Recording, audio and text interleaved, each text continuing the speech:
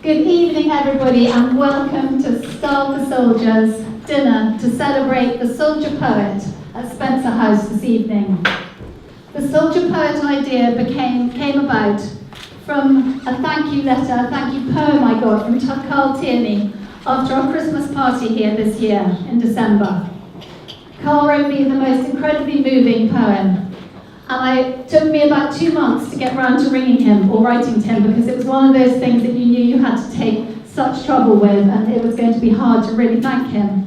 So eventually I rang Karl, and he said that that day wasn't a particularly good day. He was having not a great day. So I pursued and said, Karl, I'm just ringing to say you are a phenomenal poet. I can't thank you enough for your poem. And we arranged to have coffee in London. And there I had coffee with Karl opposite my shop, and he told me about his experiences of 25 years as an Apache pilot, flying in conflict zones from Northern Ireland to Egypt, Israel, Bosnia, Iraq, Afghanistan, amongst others, and how these repeated experiences actually accumulate. And it's another form, yet another form of post-traumatic stress, which is very hard to treat, because there are so many images that do accumulate in your head. But Karl's remedy was to write poetry. And he explained that the only time he felt completely at peace was when he was either with his fellow injured service personnel or when he was writing poetry.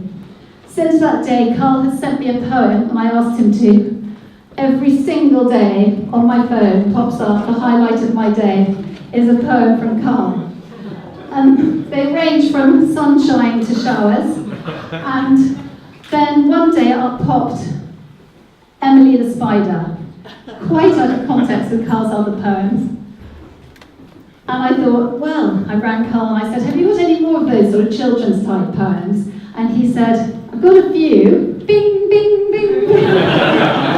The ladybird, the mouse, the dog, everything. Through they came, these wonderful poems. So I said, okay, Karl, let's put it together as a poetry book for the children of the Star for Soldiers, because one of the things that we've added on recently is our Star for Soldiers Family Day, thanks to the Duke of Bedford, who gives us the Woburn Safari Park every year with as many tickets as we like and a huge barbecue lunch, which is something that came from the servicemen saying to me that one of the things they're concerned about is that their own injuries, psychological and physical, can impact on their children. And this is something they really regret, and they want to try and counterbalance in any way they can. So the Family Day is wonderful, and actually so many of the children are, even just from 2 years of meeting, were pleased to see each other. And I did suggest a Star for Soldiers disco in a couple of years' time.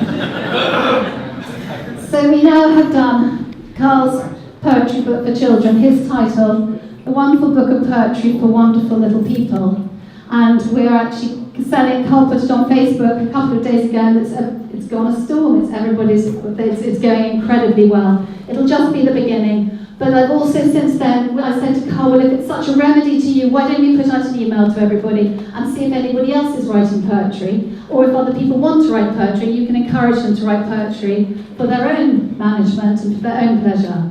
Which we did, and we had a wonderful response from these poems, and very brave. And I think most of the poets tonight said, Emma, I haven't shown this to anybody, I wrote this in a very private moment, but read it and see what you think of it. And they've been incredibly brave, I think all of them, apart from Karl, who is my resident poet laureate at Star for Soldiers now. And everybody, this is, I think, the first time anyone's read their poetry out loud. So, I would like to, just before our poets speak, I would like to hand you to Ricky Furgusson. Emma Willis has done a fantastic job, as you all know. We transferred a few emails this week, and she kindly asked me to say a few words. And I really appreciate standing up here and basically state a few words of how great herself, her charity, and the whole team make and support us injured soldiers. First, as it stands, I'm Ricky Furgusson. I got injured in 2010, unfortunately. Thought it was a good idea to do techniques of chest on IED. I lost my butt weight. Unfortunately, lost both legs.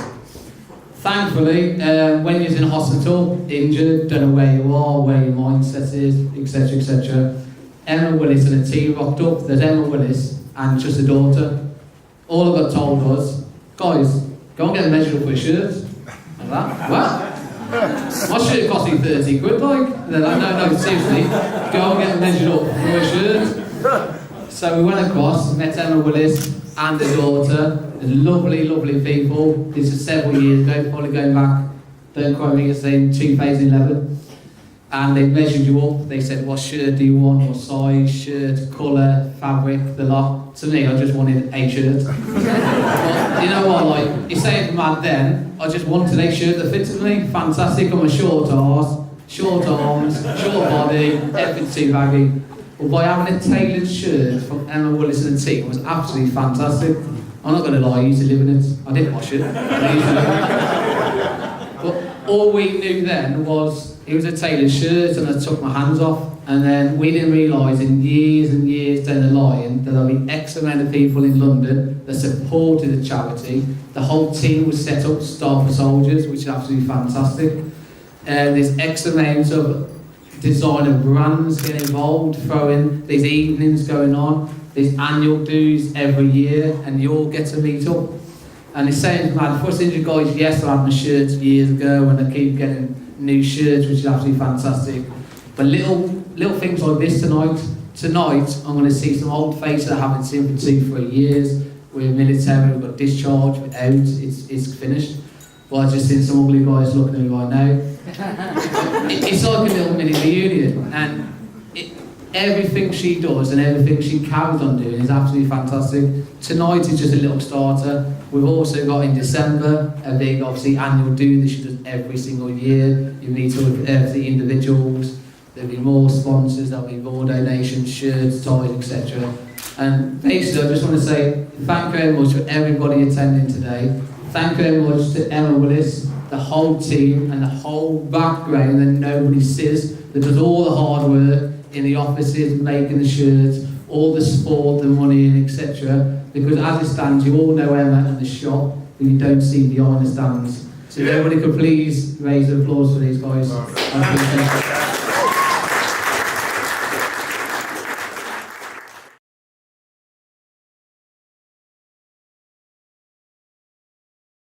Kind of fell ass back into a job in bomb disposal, which is one of those jobs. It's good fun till it goes wrong. And one day it did go wrong. I got in a little fight with an improvised explosive device. Some may say it won. I personally think, nah, I'm still here. So for those of you who can't see, I lost both my legs, my right hand, a proportion of my intestines, a few internal organs, stuff like that. Smashed my face up a bit. Shrapnel in my eyes, the usual. So that's just to give you a kind of an idea of the physical injuries that I had. Now, during my recovery, it's been years down the line now, and I actually work around the space with veterans, and I've kind of understood that there's 3 pillars of recovery. So you've got the physical side, which is pretty much out of your hands. That relies on the medical staff, and that's just one of the many ways that this charity actually helps with that. That almost gets glazed over by a lot of other charities about the medical aspects. That through this charity, I actually got thankfully met the surgeon who saved my life. And I get to meet the medical staff who kind of treated me and met me on the worst day of my life, which not for me is just brilliant to thank them for saying thanks for keeping me here, but actually for them to see me years down the line actually getting along, because a lot of them will be imagining, I wonder what happened to that guy, how is he actually doing? And for them to be able to see the guys who they met, because they regularly meet people on the worst day of their life, is actually, for both of us, brilliant to see that we're getting along fine, and it almost puts their mind at rest that, actually things are looking up for this person. And the next aspect, is mental.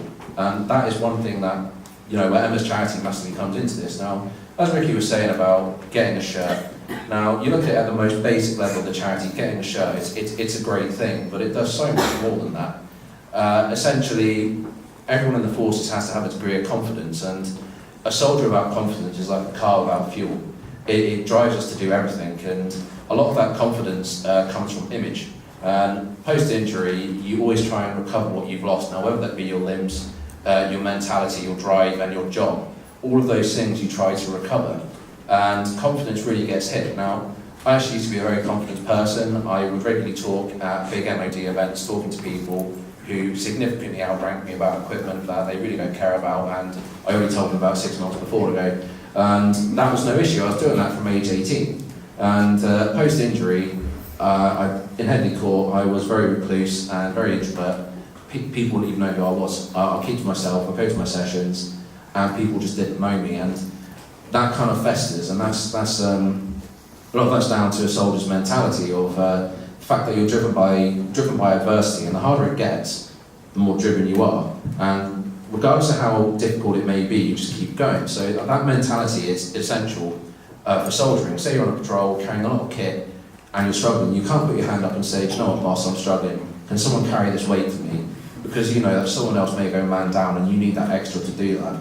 But around the mental space, you do the exact same. You see people around you, and they seem on the surface like they're coping fine, but really you're suffering inside. But you keep pushing on because, well, that's what I do. I just keep pushing myself, and you know, that came to a head, you know, in around 2010, and you know, I'd had a minor breakdown, and you know, I've had depression ever since. You know, minor PTSD and stuff like that, and you know, really bad, you know, suicidal tendencies. And I had to go see a therapist at one point every week for about 6 months, and yeah, I managed to get over that. And it's one of those bizarre things that actually, personally, I find very difficult to talk about. My mother, for instance, has no idea. My wife actually has no idea actually how close I got, you know, how I came to, you know, taking enough morphine to kill an elephant. She has no idea how close I came. But being in a room full of strangers, for some reason, I find that quite relaxing. I can actually speak my mind and be myself, and I actually find that very therapeutic. And it was actually one of those events where I got forced to come and speak at one of these events at the Ritz, which was the first event I went to, and I really had to be pushed into that, and I was terrified. But now, you know, without even thinking about what I'm talking about, I just managed to just pull this out of my ass, really. So this has become a standard for me, and you know, depression is an ongoing battle. But you know, despite you know the physical injuries, you know, everything's going on in my head, you know, it's not too bad. I mean, how many blokes can say their penis is bigger than their leg? So all in all, sorry. It won't get much worse than that, I promise. So, yeah, sorry. Get back on topic. Okay, cool. And I guess the third pillar of recovery, which kind of gets overlooked, is vocational.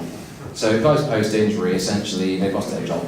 And that's another aspect of recovery, and that's where confidence comes into it. And I wouldn't be in the job that I am now if it weren't for Emma and my old recovery coach, Kev. Now, if Kev hadn't pushed me to come to London to do an internship at Barclays, I would not now be working for Barclays, nor would I be regularly going to Emma's events and given the opportunity to talk here and actually, you know, develop my confidence. Because this is where I get my confidence from. I see people like Karl, who's inspired me to try and get into the film industry and do bits that I also thought were outreach myself. And I see people that inspire me. Now, people that may have similar injuries to myself, who, quite frankly, on the surface may not be much difference. Now, one person, you know, Lamin, for instance, you know, he's just got back from the Invictus Games, and his injury is very similar to myself. But I see him doing bits on the BBC, and actually I get inspired that, you know, there's someone who's getting out there and doing something, and you know, that's what I'm trying to do around the vocational space. Now, my job, I've over the last 2 years helped 750 guys get into employment across the country in various industries, and that's just me and my boss. And that's two of us, and I wouldn't be doing that if it weren't for Emma. And one of the most profound things I think Emma said to me was one of our standard monthly meetings at Franco's, where I told my boss I was doing charity work, but really I'm not doing a thing, was that, you know, you'd be great in business. And Emma, who understands, you know, business from her own successful business and knows many people in various industries, that kind of stuck a chord to me, that they've been telling me that at work, and people that are ex-forces have done a very good job at the bank were also telling me the same.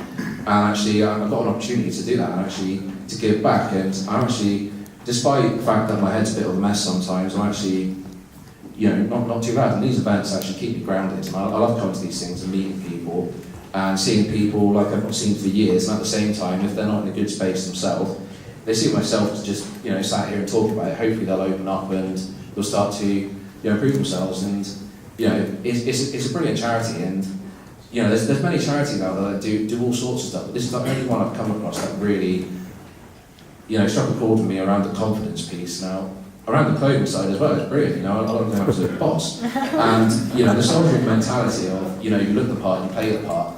A lot of that comes from a uniform, and having clothes that are outstanding. And you know, I hope my chairman's not here, but I dress better than he does. So having that ability just to actually push you a bit more and make you think that, you know, you can you can do this. It's been brilliant, and I'm really speaking to Emma and coming to these things, and these events are outstanding. For the guys, it may just be a shirt, but for those who really engage, you can really develop their confidence. And Emma does all this on the side of her business, and I do think sometimes she forgets that she's trying to run a business, and I swear she gives a lot of time doing this. So for her customers, just keep buying her shirt to me. I think that's my piece now, isn't it? Thanks, Emma. So yeah, cheers.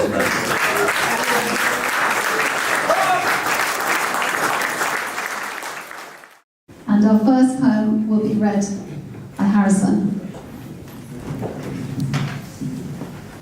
Little boy, I always liked to be a little boy. Chicken dippers and smiley faces to football boots and strawberry laces. Cocoa pops until the milk turned brown, drinking from the bowl when no one was around. Then there come the summer breezy nights, watching those mother-father fights. Mother always answered with a no, the father always answered with a right. Naughty step sitting, but had it been bad, watching yellow jacket men take away the man he never called dad. Leaving him, his mother, hopeless, homeless, and hungry to eat, watching as their woman was carried out in a blood-stained sheet. That little boy turned boy pretty quickly.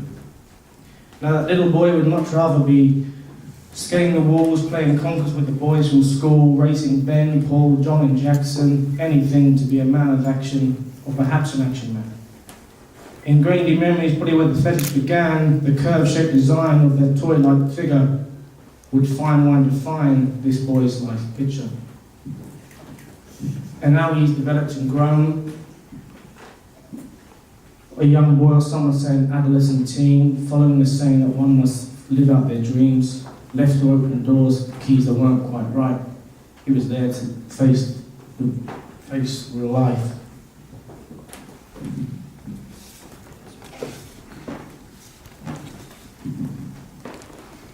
He was there to face real life, of politics, of wafer-thin policies, of broken father promises without appropriate apologies, struggling to relate to these big boy issues. Perhaps somebody can give this boy some big boy tissues. Years later, the adolescent teen's head came off that pillow of dreams as he stood in his fortnightly clue of low self-esteem. It was then and there he attempted the queen. And he found himself sent to war. A war over nothing, but it had to be for something, otherwise what happened to the 454? Life's took, see now look, life experience in the sand will turn a boy into man. But that's just it. Life will let you know what experience you can have. And his experience left him lying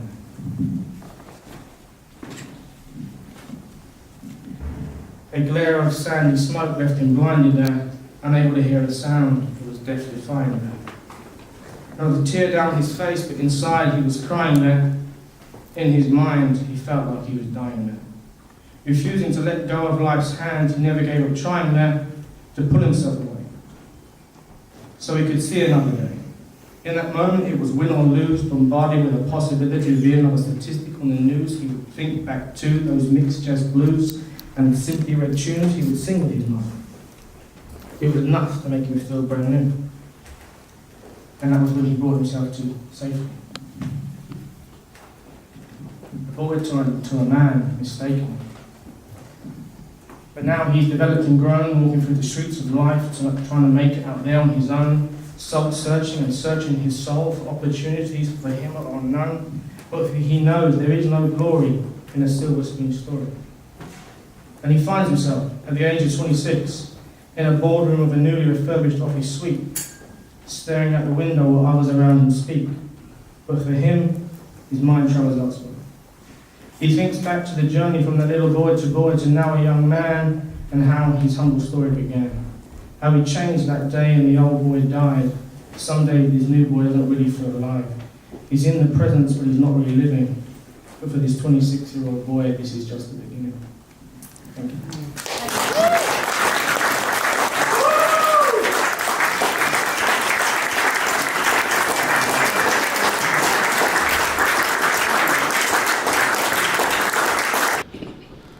My big little man. My little man starts school today. I can't believe the time has come. The time is here. Uniform press, looking smart. To whisper, I love you in his ear. I can't believe the time has come. comb his hair, brush his teeth, my body's feeling numb. When I take him to the gate, a tear rolls down my face. I promise I'll be back real soon. My heart begins to race. I stand there looking at the clock. It must be time to pick him up. I race towards the school gate. I miss my little rook. Love, Mummy and Daddy.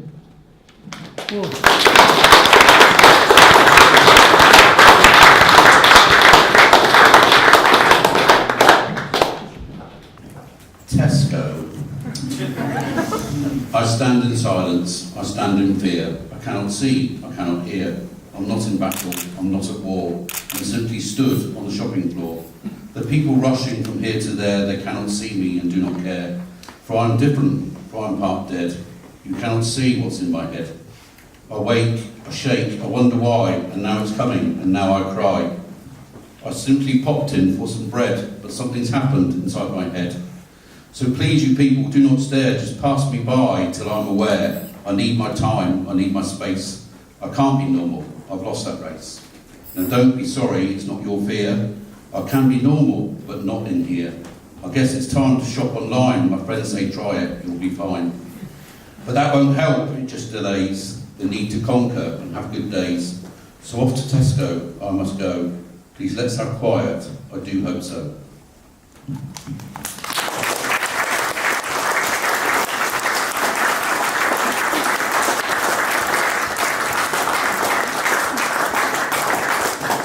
Confusion. My last memory in Afghanistan.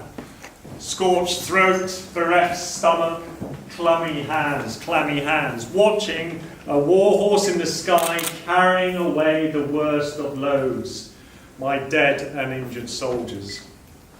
I remember thinking at the time of a nebulous soul in a suit and tie who would soon be knocking on someone's door, informing them that their next of kin had died.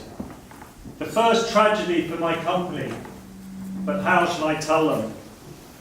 These thoughts were interrupted by another explosion, by narrow broken metal bursting through the blancmange of my brain. How little I knew as I'm splayed on the floor, no awareness of the knocking on my own wife's door, my worried colleagues, nor the shards that tore through my skull.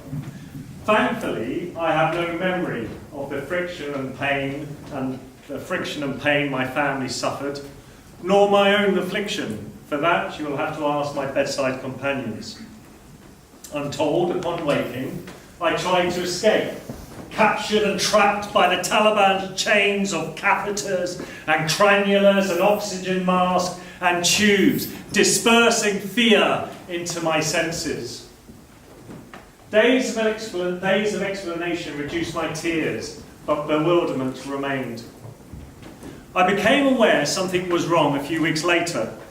A heartless, inflexible, painful head, and deafness, accompanied by a vicious, sadistic shrill of tinnitus.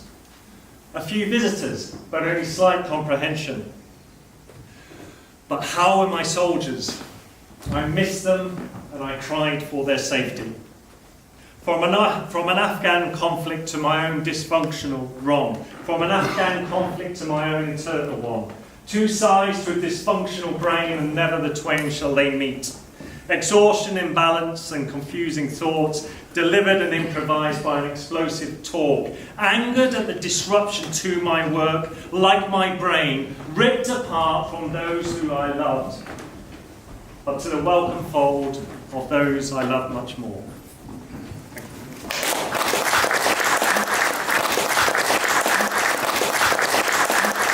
Anhedonia.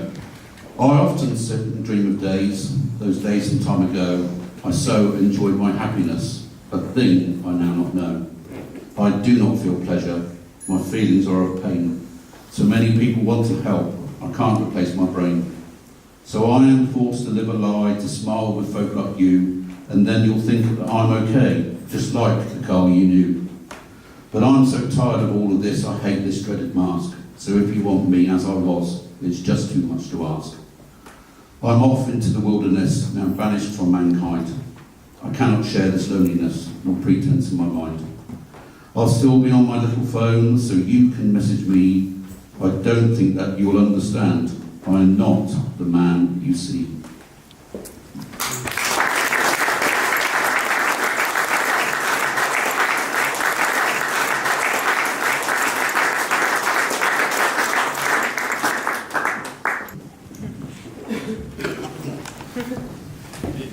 Eyes, I cover my ears. What I face is nothing but fear. I'm so confused. I look at the sky. Maybe one day it's not worth a crime. My war is over, and yet far away. My battles are with me and won't go away. I sat in darkness hearing your screams, thinking to myself, this is nothing like a bad dream. We're only human, I hear them say. Maybe we are, but I still seem to stray. This may seem exhausting, stressful and long, but maybe after all, I can still be strong. I begin to realise these problems are mine. It is only me who can draw the line. Every slow, dark and upsetting day gives me a subtle reminder of reasons to stay. With all these days, months of tears, fighting through these hurtful years, my life will shorten, my face will age. Maybe now I can end this page. I am strong and will continue to live long. If you suffer with this never-ending tone, maybe now you can see you are not alone. Thank you.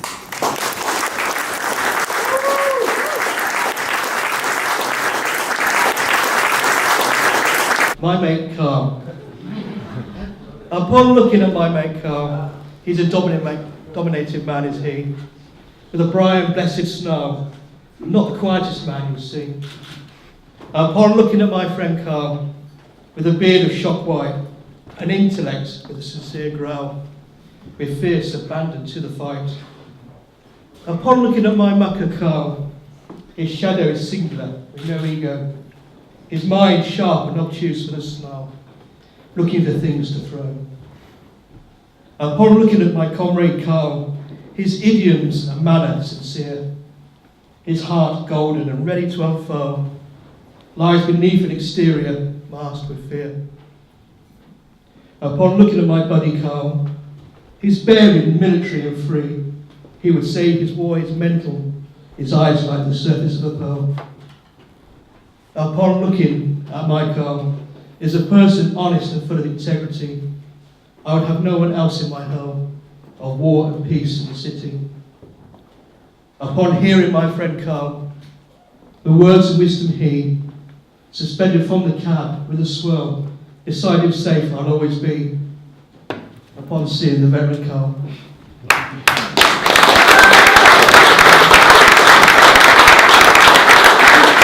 Gouzeacourt.